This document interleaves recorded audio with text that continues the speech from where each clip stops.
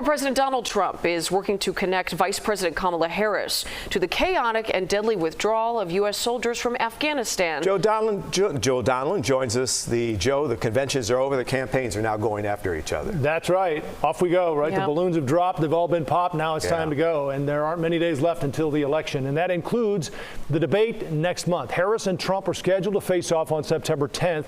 But the two sides are still squabbling over the ground rules for that debate. The Harris campaign wants the candidates' mics left on all of the time, as opposed to only when it's one candidate's turn to speak.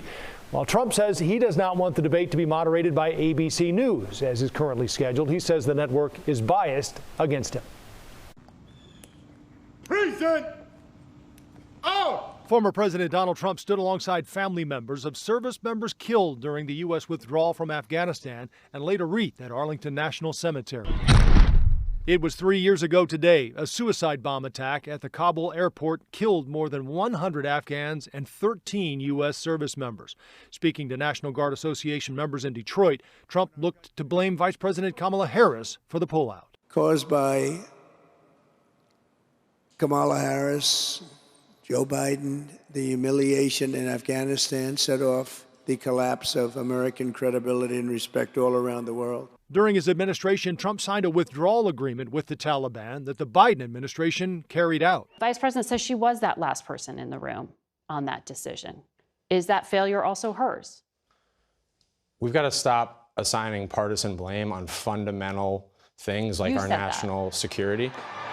The Harris campaign tells CBS News the vice president will start focusing more on foreign policy as she works to persuade voters she's ready to be commander-in-chief. Harris returns to the campaign trail later this week with a bus tour of Georgia. Her campaign sees it as a state that's in play and where they're willing to spend some of the more than $500 million already raised on advertising and get-out-the-vote efforts.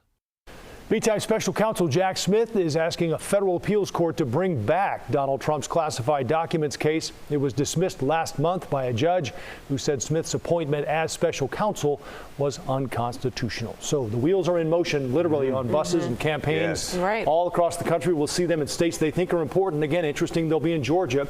Even we saw former President Trump in North Carolina, which may indicate that that state's in play. So election night's going to be very interesting. It's a sprint. Thanks, Joe. Thank you, Joe.